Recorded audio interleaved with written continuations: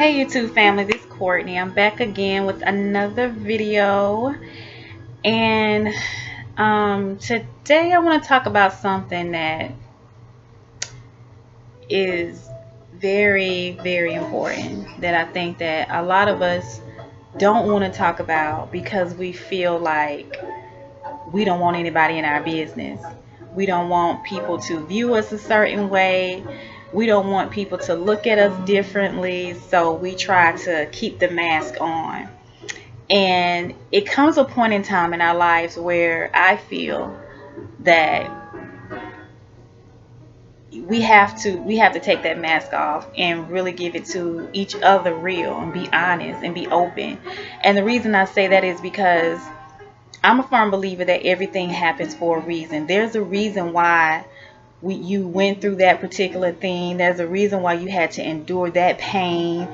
There's a reason why, some odd way, and even if we don't understand it, and even though we may feel that it's not fair, it's not right, it always eventually seems to connect the dots. The dots always seems to come together. It always comes together. And I just want to encourage someone today is to don't be so standoffish, and don't be so closed-minded, and don't be so embarrassed or ashamed of your past or your story, because that story that you are holding on to and keeping it in a book on the shelf is the very story that can save someone's life. Is the very story that can heal someone. It's the story that someone needs to hear. And so we need to get to a place in our lives where we are not so closed off. We're not so in our shell or in our bubble.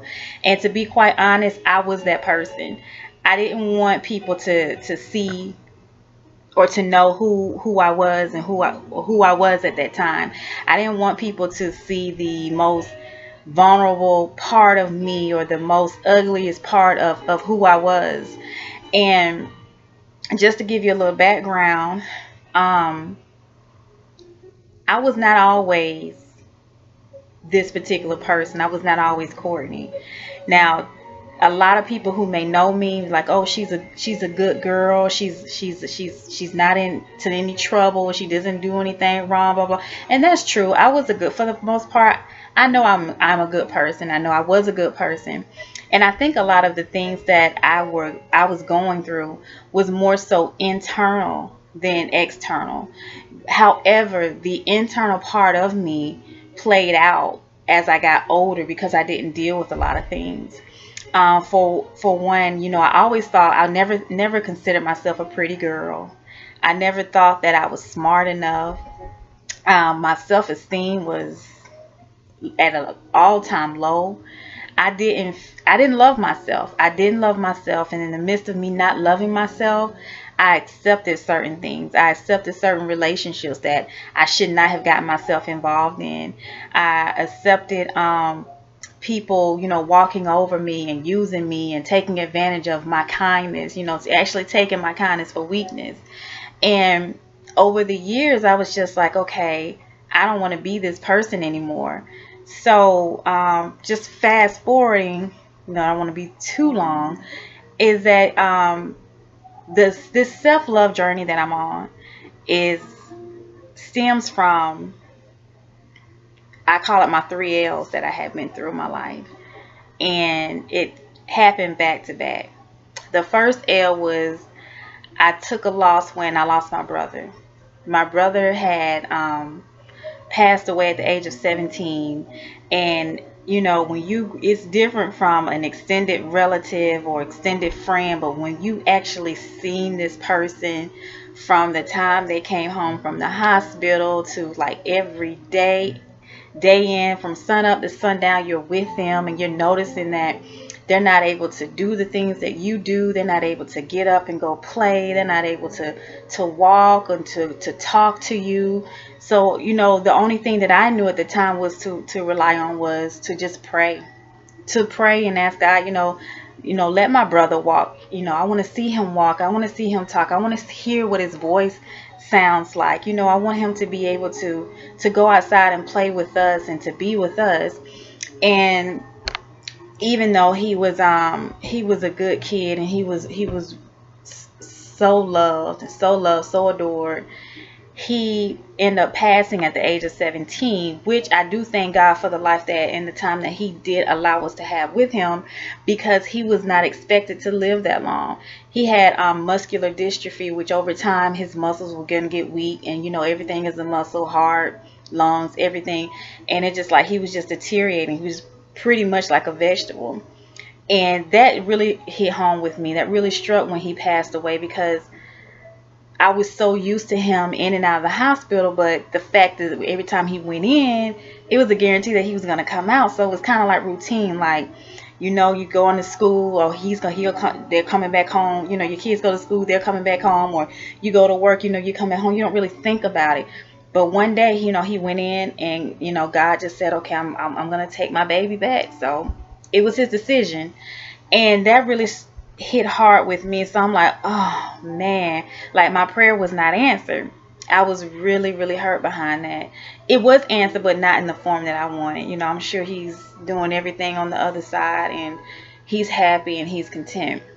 And that was the first L, and it just really took me back. Like even the day of his funeral, I can remember not able to hold anything down. I felt like I had a stomach virus. I was so sick. I was throwing up.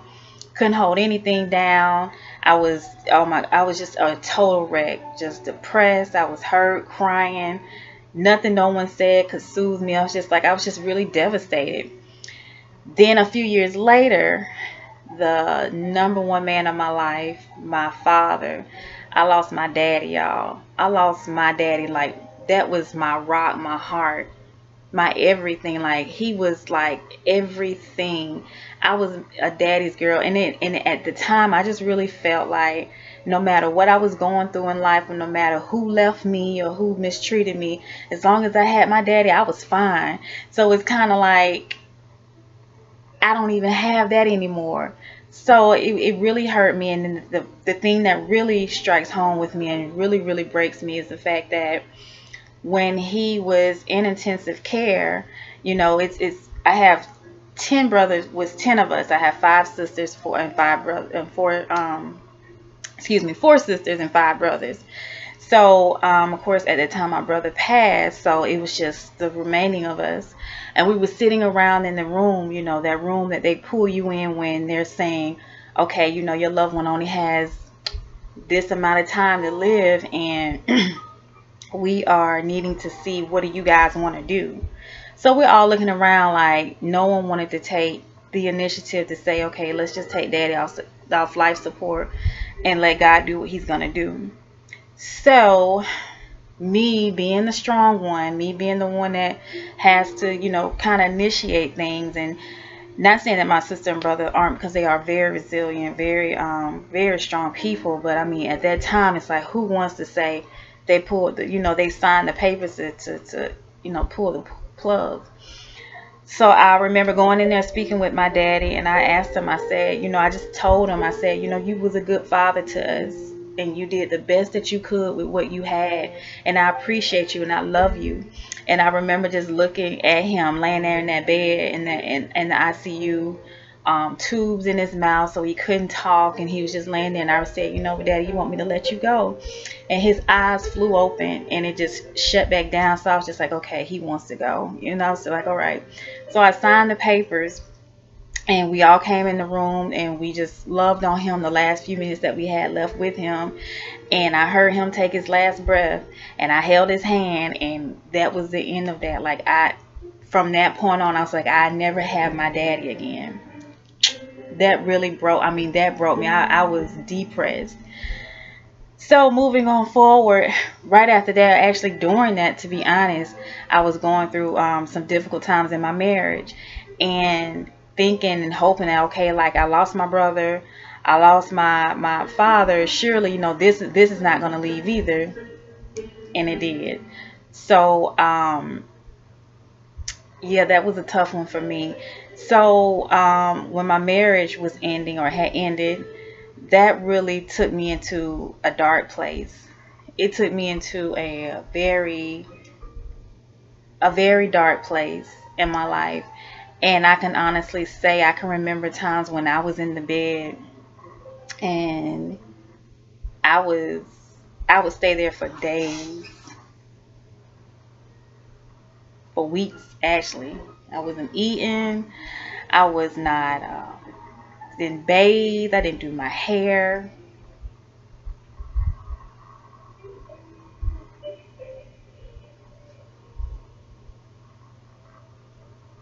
And I even got to the point where I was just like, the pain was so hard. It was like every night you went to sleep, try to go to sleep, and the minute you wake up, it's like someone was just standing there with a ton of bricks giving you this pain all over again, and you have to try to get through your day. Try to at least get through your day, and you just like, oh man, I got to deal with this hurt. I got to deal with this pain. And the pain, I'm telling you, I don't know if anybody ever experienced loss like that back to back to back, but it is something when, I mean, it literally feels, it's a pain. I can't even put words to it to illustrate it. Like, it's a pain that I would not wish on my worst enemy, to have your heart to just ripped out. Like someone said that, for better or for worse, and your daddy promised I always be there, and then you had your brother who you was praying to be there, and it's just like you have none of them no more. Like, oh my goodness, like they're no longer there anymore. And I was just left with all this hurt, all this pain. And life didn't care that, I was hurting. I still had kids. I still had responsibilities. I still had to try to function. There are some days I don't even know how I did it. I really felt like I was a zombie, just a robot, just going through the motions, just doing stuff, doing things just to get through. I even felt like at one point in time I was neglecting my children to a certain degree. Like, they would come home and I would see them, and it's just like, oh, they're here, and yeah, I gotta bathe them, oh yeah, I gotta feed them too. And like, I set them in front of the TV, and I could not wait till they went to bed so I can get back in my bed. And it's very serious. We always say, what we won't do, or I would never, but don't ever say what you won't do, or you shouldn't, or somebody shouldn't feel a certain way, or oh, you need to get over. You just never know the level of pain that these things can cause a person. You never know the level, the hurt that they have to carry and go around with. So when I say I was depressed, I was literally depressed to the point where I went to go see a psychiatrist. And I remember seeing her, and we would sit in on sessions, and I could not do anything but cry. I couldn't do anything but cry. And of course, she shared her story with me so she could relate, because she was going through a divorce and actually having to deal with, life issues as well. So it felt good knowing that someone was able to kind of like meet me where I was at to try to bring me up. And before I actually went to the counselor, I can remember there's days when my prayer went from, Lord, take the pain away, to, Lord, I don't want to be here no more. I don't want to. I know that, suicide, I don't want to kill myself. I don't want to take myself out. But the thought of having to wake up and deal with the hurt and the pain and the disappointment and the dysfunction and just all of it all together, my reality, which really had sucked, because I really felt like I was in a big world all by myself. No one understood. No one could feel what I felt. No words anybody could say to try to soothe me, help. I was like in a dark place. I was in a dark moment. Like, I wanted, I felt like, if this is my life, God, I would rather you take it so that I can at least experience some happiness on the other side. I don't want to kill myself, but I tell you what, and just me being just very open and vulnerable, Benadryl and alcohol was my best friend, just so I can get some peace, just so I can go to sleep at night, just so I can relax, just so I can say, I slept a little bit, and then in the midst of me doing that, my prayers went from Lord, take the pain away to don't even wake me up in the morning. You know, let the, you know, it's like, oh, you got kids, you know. That's one part of me was thinking, you got kids, you got to be strong and you got to fight for them. What does strong mean? What does that mean, being strong, when you're sitting up here having to deal with this hurt and this pain in your life, and you have no clue how to start over? And you know that this stuff is real. Depression is real. Suicidal thoughts, this stuff is real. It does not discriminate. It can attack anybody. I don't care if you holy of the holies and the most religious person to the most hoodlum person. It does not discriminate. We all have these levels, these demons, and they come in and they get in your mind and they tell you, oh, it'll be better, you know, just take your life, just do this, or don't tell anybody, you know, just try to act like, you know, you're really sick so that you can hopefully, you know, take something and they'll take you out. You know, you start to really think those things and believing them. So it wasn't until, and I knew somebody was praying for me. I thank God for my close friends that were really praying for me. I thank God for my mother. I thank God for my, you know, my mother-in-law who were there for me. Was praying, who were really just loving me the best way they knew how. And I can remember laying in that bed that night actually, and I was just like, Lord, I was hoping you wouldn't wake me up. And when I woke up, the sun was just shining so bright, and it was just something was just telling me, you know, you got to get up. And I was just like, I don't know how. I don't want to. I don't want to face another day of this. I don't want to have to deal with this anymore. Because even though, you know, my ex-husband wasn't in the house, I still had to face the reality that he is not here. You know, we still had kids. I had to interact with him. So it was different from my father and my brother, because they were in the ground. I didn't have to deal with them. I didn't have to smell them anymore. I didn't have to see them anymore. I didn't have to hear their voice. I didn't have to do that. So it was kind of like, you know, when they say divorce is like death, it is somewhat like death. You know, the difference is that you still see this person. This person is not physically dead, you know. So I got to the point where I was just like, okay, I got to get up. And I just prayed. I said, okay, God, I don't know what I'm doing. So I started to just get up, put one foot in front of the other, just one foot, just keep going. And I used to celebrate. I began to start, you know, going to the counselor course. And like I said, she started to share her story with me. And I was just like, you know what? It's not as bad as it is. You know, I can do this. I just kept start telling myself. And I got to the point where I was, I started to just start writing. I just started writing, you know, just celebrating moments. Like, Courtney, you got through the morning and you didn't even have a breakdown. Like, good for you. Or, you know, Courtney, you did real good with the kids today. I went to the park. You know, I celebrated those moments. And then I started to, you know, just started putting one foot in front of the other. And I remember praying to God, and I said, God, I promise you that this that I went through is not going to be in vain. It will not be in vain. It will not be for nothing. I mean, the torture, the hurt, the pain, the depression, the suicidal thoughts, it's not going to be in vain, because you got me here for a reason. You got me here for a purpose. So before I can do anything, I got to start working on me. I got to rebuild myself up. I have to start to change the way that I started to move and filter some things out that I have been carrying around for years. And I was just like, I did not know how to do it. I didn't know where I was going to start.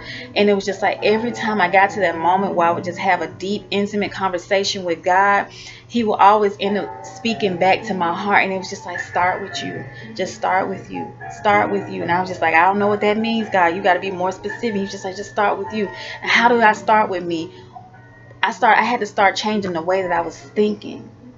What was I thinking? My thinking process was so wrong. And, you know, when I started to think things, my thoughts became my actions, and it was following. So I learned the art of, and this didn't come overnight, y'all. I'm telling you, it was hard. It was some days I was just like, you know what, forget this. Like, I don't want to have to, it's just too much work. But hey, if I wanted to live, and if I wanted to survive, and if I wanted to to be able to tell my story, to help another woman or even a man, but solely geared towards women, because I'm a woman, I can relate, to really learn how to reinvent themselves and really learn how to love themselves, so that they won't, when these things do come, and not saying that just because you love yourself you won't experience that, but it probably won't be as bad. It probably won't be so bad, because you won't be depending on someone else or something else to be your clutch, to be your thing that's going to help revive you or help guide you. And I also realized too is that my relationship with God, my creator, was not as strong as I needed it to be. You know, I kind of lost myself in my marriage. I lost who I was. I lost what I stood for. I lost my passion, my dreams, my desires. I lost all that in trying to be boxed in and cuffed as a wife and just as a mother, when I knew that there was more to me than that. So when I started to just put one foot in front of the other, and I started to change the way that I think, my actions started to change, and then my actions started to follow what I was thinking. And then I was just like, okay, this thing is getting easier and easier, and I just kept going. I kept going, and I told myself, well, you know, what's next, God? And he was just like, well, do what you love. And I was like, well, I love a lot of things. He's gonna know your passion. And I have always had a passion for counseling. I've always had a passion for just mentoring and inspiring and motivating people. But until I was able to authentically do it and sincerely do it, I had to minister and counsel and get through some stuff that I was going through myself. I had to go through a process of filtration. I had to filter those things out, those things that were weighing heavy on my heart, my old way of thinking, my old way of doing things. I had to get rid of all of that, y'all, and it was not easy. One of the toughest things that you could ever do in your life is to have a true, authentic, vulnerable moment with yourself and look at the reflection of your inner soul and see what is really there.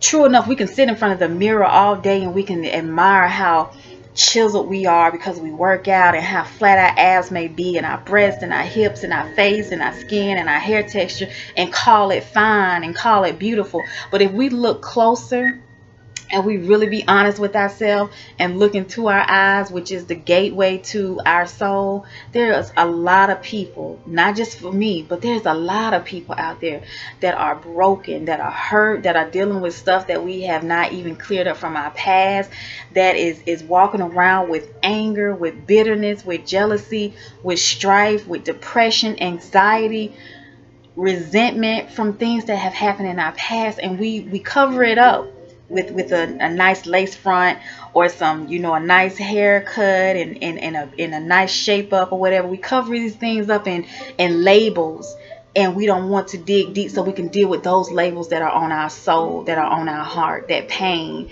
that hurt, that depression. We don't want to deal with those labels. We rather put on some Louis Vuitton or some Gucci or whatever, some Polo, Ralph Lauren or whatever, and cover it up. But if we peel those layers off and get to who we really are and deal with that thing, a lot of us will walk around and be so much happier than what we are now. We'll be so much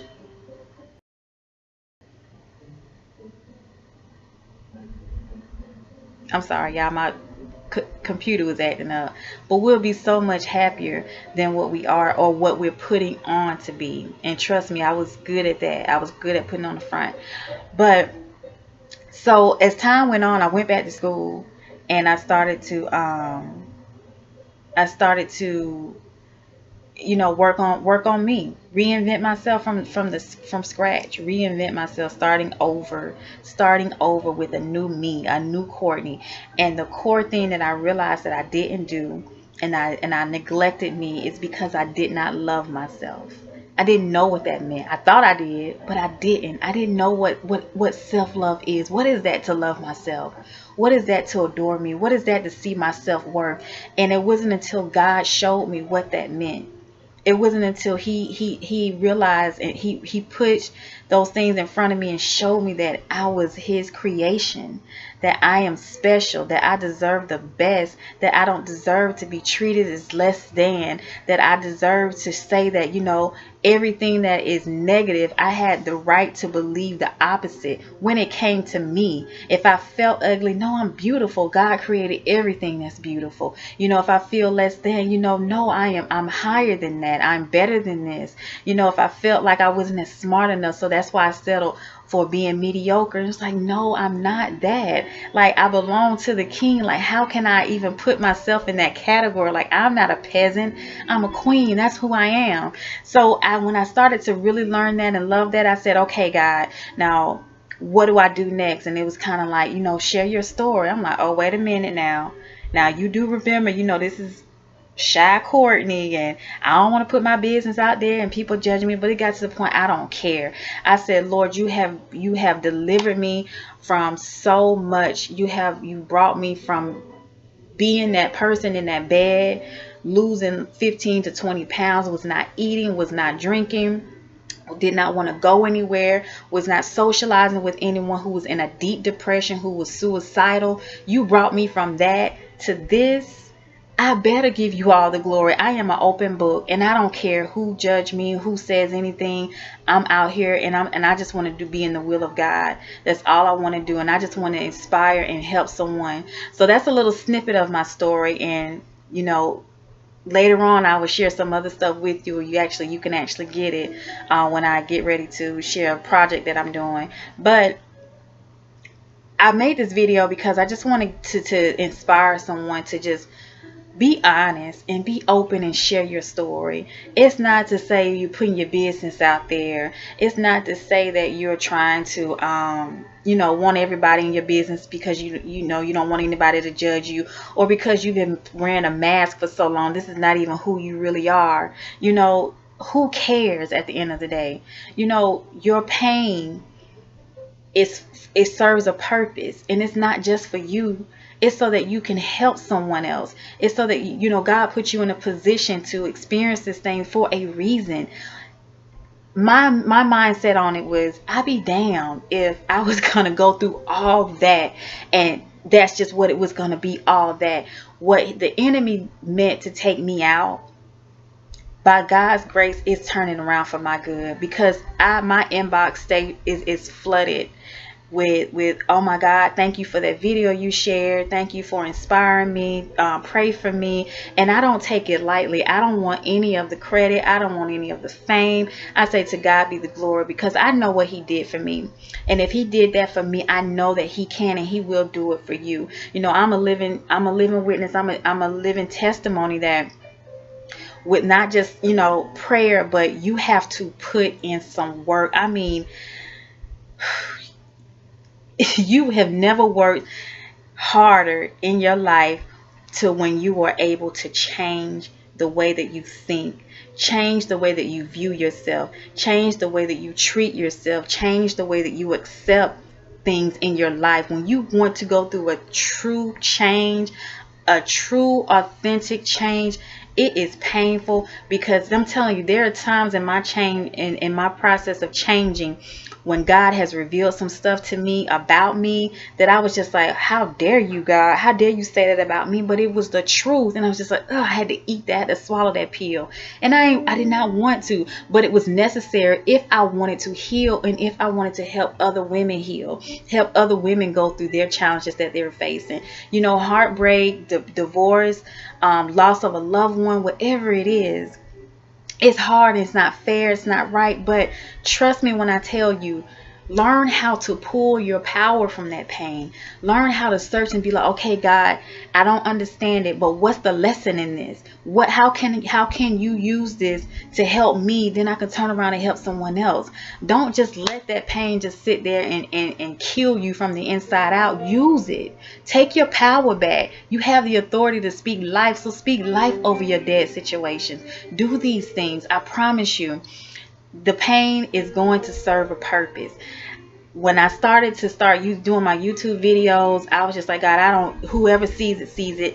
And yeah, I feel that way to this day, because it's therapeutic for me still. And then also I know that I'm helping so many other people, because they come to me, they tell me thank you, and I'm just like, to God be the glory. I'm not trying to get rich off this. I'm not trying to get fame off this, but I do know God is getting ready to open some doors for me, and I just want to stay in His will. That's all I want to do, is stay in His will.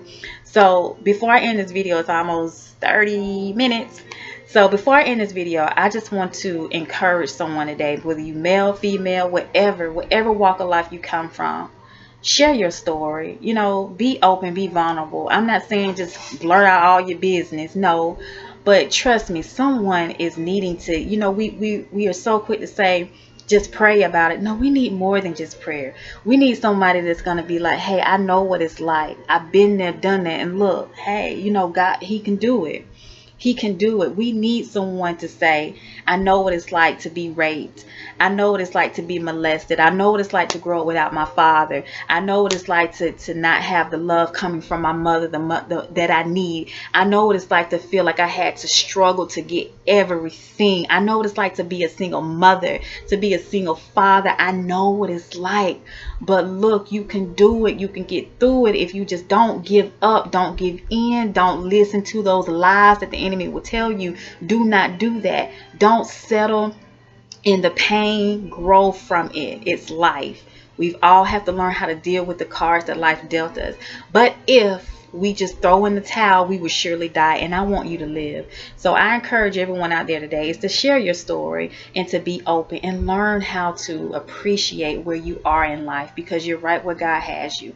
Use that particular space and work your magic to build those stepping stones, not blocking stones. They're not blocking you. They're just stepping stones. So build your momentum up mentally, physically, emotionally, financially, so that you can endure and you can get over it. Because I'm a living witness. Hey, y'all, you know, I'm open. I'm an open book, and I don't care. Judge me, say what you want to say, you know, conclude what you want to conclude. My Father's business at the end of the day. So remember that, be open, be true to yourself, love yourself, and love yourself enough to know that you deserve God's best. And remember that self-love is truly the best love. Peace.